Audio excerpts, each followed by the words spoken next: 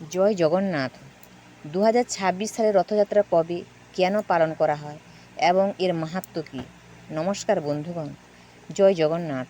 বন্ধুরা, রথযাত্রা হলো ভগবান জগন্নাথ, বলরাম এবং দেবী সুভদ্রার অন্যতম শ্রেষ্ঠ উৎসব। সারা পৃথিবীতে কোটি কোটি ভক্ত এই দিনের জন্য অপেক্ষা করেন।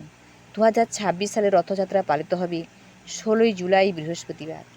এই দিনে পুরীর জগন্নাথ মন্দির থেকে ভগবান জগন্নাথ, তার ভ্রাতা বলরাম এবং বোন সুভদ্রা এই তিনটি বিশাল রথে চড়ে গুন্ডিচা মন্দিরে উদ্দেশ্যে যাত্রা করেন। কিন্তু প্রশ্ন হলো, ভগবান কেন রথে চড়ে মন্দির থেকে বের হন? এর পেছনে রয়েছে এক গভীর আধ্যাত্মিক শিক্ষা।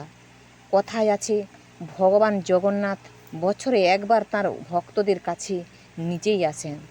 অনেক মানুষ আছেন যারা মন্দিরে প্রবেশ করতে পারেন না বা দূর থেকে দর্শন করতে আসেন। তাই ভগবান নিজেই রথে চড়ে সকলের মাঝে এসে আশীর্বাদ প্রদান করেন। এখানে লুকিয়ে আছে রথযাত্রার সবচেয়ে বড় শিক্ষা।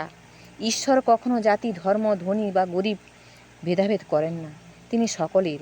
বন্ধুরা, রথযাত্রার সময় লক্ষ লক্ষ মানুষ রথের দড়ি টানেন। বিশ্বাস করা হয়, ভক্তি ভরে রথের দড়ি টানলে বা স্পর্শ করলে বহু জন্মের পাপ ক্ষয় হয়। তবে শুধু দড়ি টানলেই হবে না, ভগবান আসলে মানুষের হৃদয়ের ভক্তি দেখেন। যার মনে সত্যিকারের বিশ্বাস, প্রেম এবং করুণা রয়েছে, সেই ভগবানের সবচেয়ে কাছের মানুষ হয় দাঁড়ায়। এবার আসুন, রথযাত্রা আধ্যাত্মিক অর্থ কী? আমাদের শরীর হলো একটি রথ, মন হলো রথের লাগাম, ইন্দ্রিয়গুলি হলো ঘোড়া, আর আত্মা হলো সেই রথের আরোহী। যখন মন সঠিক পথে চলে, তখন জীবনও সঠিক পথে এগিয়ে যায়। কিন্তু যখন মন লোভ, ক্রোধ, অহংকার ও হিংসার পথে চলে যায়, তখন জীবনের রথ বিপদগামী হয়। রথযাত্রা আমাদের শেখায় জীবনের লাগাম ঈশ্বরের হাতে সমর্পণ করতে হবে, তার নাম স্মরণ করতে হবে, তা নির্দেশ মতো পথে চলতে হবে। বন্ধুরা, অনেকেই জানতে চান এই দিনে কী কী করা উচিত। প্রথমত, সকালে স্নান করে পরিষ্কার পোশাক পরা উচিত। দ্বিতীয়ত, ভগবান জগন্নাথের নাম জপ করা উচিত। বলতে হবে, হে জগন্নাথ, হে জয় জগন্নাথ, জয় জগন্নাথ, জয় জগন্নাথ। তৃতীয়ত, ভগবানের কাছে ফল, মিষ্টি বা নিরামিষ ভোগ নিবেদন করতে হবে। গরিব অসহায় মানুষকে সাহায্য করুন। দান এবং সেবা ভগবানের খুব প্রিয়। পঞ্চমত, পরিবারের সকলকে নিয়ে ভগবানের নাম কীর্তন করা।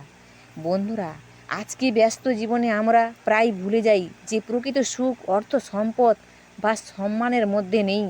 প্রকৃত সুখ রয়েছে ঈশ্বরের স্মরণে। তাই আসুন, এই রথযাত্রার আমরা শুধু উৎসব পালন না করে নিজের জীবনকে সুন্দর করে তুলি।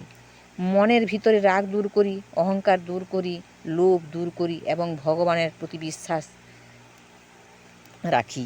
তাহলেই এই রথযাত্রা সত্যি সফল হবে। শেষে ভগবান জগন্নাথের চরণে প্রার্থনা করি, হে প্রভু, আমাদের জীবনের রথকে সঠিক পথে পরিচালিত করুন, আমাদের মনকে পবিত্র করুন, আমাদের পরিবারের শান্তি, সুখ ও সমৃদ্ধি দান করুন, সবাইকে সুস্থ রাখুন, সবাইকে আপনার ভক্তিতে পূর্ণ করুন। জয় জগন্নাথ। ভিডিওটি ভালো লাগলে লাইক করুন, শেয়ার করুন এবং চ্যানেলটি সাবস্ক্রাইব করতে ভুলবেন না। আবার যখন দেখা হবে নতুন ধর্মীয় আধ্যাত্মিক বিষয় নিয়ে। নমস্কার, জয় জগন্নাথ, জয় শ্রীকৃষ্ণ, রাধে রাধে।